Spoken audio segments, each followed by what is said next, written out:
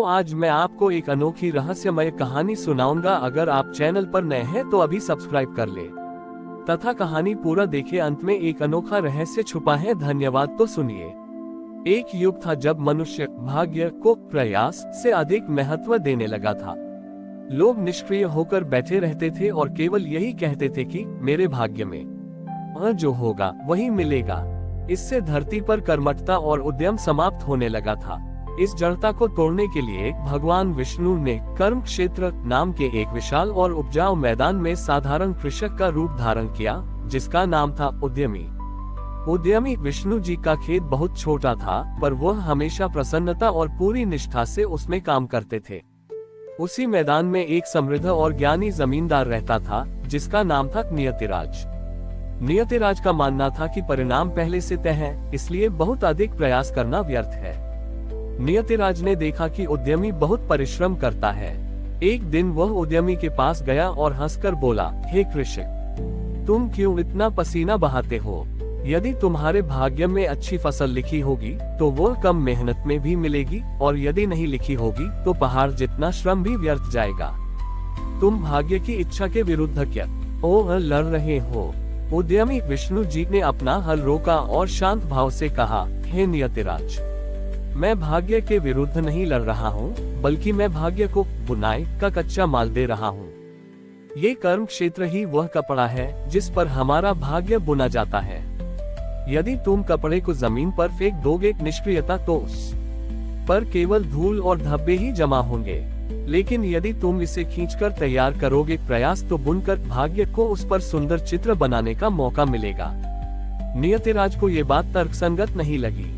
उसने सोचा, मैं इसे सिद्ध करके दिखाऊंगा कि मेरा ज्ञान सही है। नियतिराज ने एक बहुत बड़ा और उपजाऊ खेत चुना। उसने उस खेत को छुआ तक नहीं। उसने बस घोषणा कर दी कि वह अपनी निर्णायक शक्ति से भाग्य को बुलाएगा और वहां अपने आप ही सर्वोत्तम फसल पैदा होगी। दूसरी ओर उद्यमी ने अपने छोटे से खेत में जी तोड़ मेहनत की। उसने बीज बोए, हर दिन पानी दिया और खरपतवार हटाए। वह अपने कार्य में इतना तल्लीन रहता था कि उसे परिणाम की चिंता ही नहीं थी। 3 महीने बाद राजा ने उस क्षेत्र की फसल का आकलन करने की घोषणा की। नियतिराज का खेत, जो सबसे उपजाऊ था, पूरी तरह बंजर पड़ा था। वहां केवल जंगली घास और सूखे कांटे थे। उद्यमी का छोटा सा खेत सुनहरी फसलों से लहलहा रहा था और उसकी फसल की गुणवत्ता पूरे राज्य में सर्वश्रेष्ठ थी। नियतिराज आश्चर्यचकित रह गया। वह तुरंत उद्यमी के पास गया और कहा, यह असंभव है। मेरा भाग्य इतना बुरा कैसे हो सकता है? मेरी जमीन तुम्हारे से 1000 गुना बेहतर थी। उद्यमी विष्णु जी ने मुस्कुराते हुए कहा, नहीं नियतिराज, तुम्हारा भाग्य बुरा नहीं था। तुम्हारा भाग्य तो निष्क्रिय था। तुमने अपनी जमीन पर कोई प्रयास नहीं किया। तुम्हारे भाग्य ने भी सोचा कि जब स्वामी को अपनी संपत्ति की परवाह नहीं है, तो वह भाग्य क्यों उस पर मेहनत करे। उसने तुम्हारे खेत को वैसा ही छोड़ दिया जैसा तुमने उसे सौंपा था, बंजर। मैंने अपनी जमीन पर प्रेम और परिश्रम का पानी दिया। मैंने हर खरपतवार, नकारात्मक विचार को हटाया। मेरे भाग्य ने देखा कि स्वामी कर्मठ है, इसलिए उसने भी अपनी कृपा का रंग भरा और मुझे सर्वोत्तम फल दिया। विष्णु जी ने निष्कर्ष सुनाया, मनुष्य की नियति कोई तैयार वस्त्र नहीं है जो तुम्हें दे दिया जाएगा। नियति एक बुनाई की प्रक्रिया है। प्रयास तुम्हारी ओर से किया गया पहला धागा है। यदि तुम वह धागा ही नहीं डालोगे तो तुम्हारा भाग्य भी खामोश रहेगा। नियतिराज ने अपना अहंकार त्याग दिया। उसने समझा कि भाग्य केवल उद्यम के प्रतिफल को बढ़ाता है, निष्क्रियता के प्रतिफल को नहीं। वह उद्यमी भगवान विष्णु का शिष्य बन गया और अपने शेष जीवन में प्रसन्नता और पूरी निष्ठा से कर्म करने लगा। नियतिराज ने अपने अहंकार और आलस्य को त्याग दिया। उसने अपनी सारी धन संपत्ति दान कर दी और एक साधारण शिष्य बनकर उद्यमी विष्णु जी के छोटे से खेत में काम करने लगा। अब उसका ध्यान केवल प्रसन्नता और पूरी निष्ठा से कर्म करने पर था। कुछ महीने बाद नियतिराज ने उद्यमी से पूछा, गुरुदेव, अब मैं समझ गया कि प्रयास आवश्यक है, पर एक बात बताए, इस पूरे मैदान में सैकड़ों किसान हैं जो पूरी मेहनत करते हैं। उनमें से कुछ की फसलें मेरी तरह बंजर तो नहीं हुई, पर वे भी आपकी तरह सर्वोत्तम नहीं हैं। ऐसा क्यों? जब सबका प्रयास समान है तो परिणाम अलग क्यों है? उद्यमी विष्णु जी मुस्कुराए। उन्होंने कहा, वत्स, तुम्हारा प्रश्न गहरा है। ये कर्म क्षेत्र का सबसे जटिल रहस्य है। उद्यमी ने नियतिराज को अपने खेत के पास बिठाया।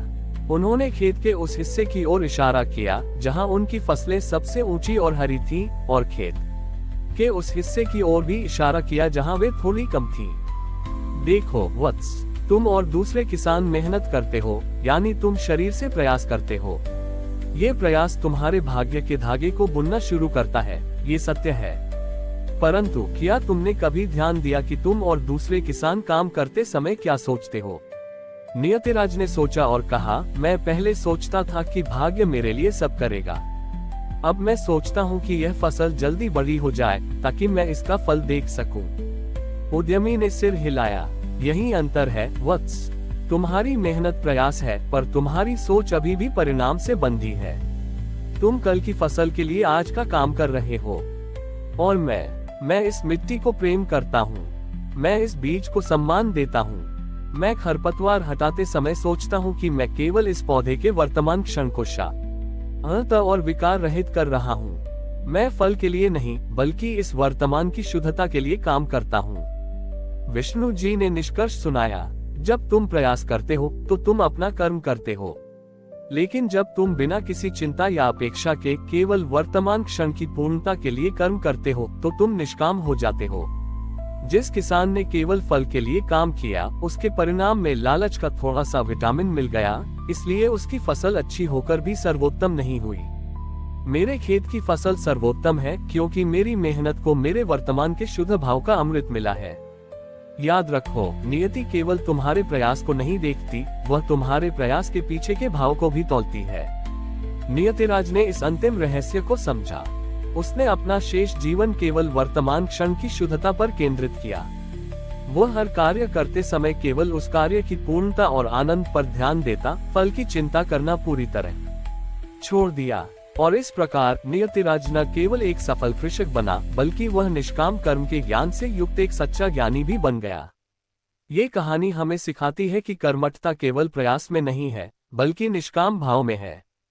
परिणाम की अपेक्षा से मुक्त होकर वर्तमान क्षण में संपूर्णता से किया गया कार्य ही सर्वोत्तम भाग्य का निर्माण करता है। हमारी और भी आध्यात्मिक एवं अनोखी कहानियां देखने के लिए हमारे चैनल पर जाएं तथा धार्मिक एवं पौराणिक अनोखी कहानियां हमारे चैनल पर है।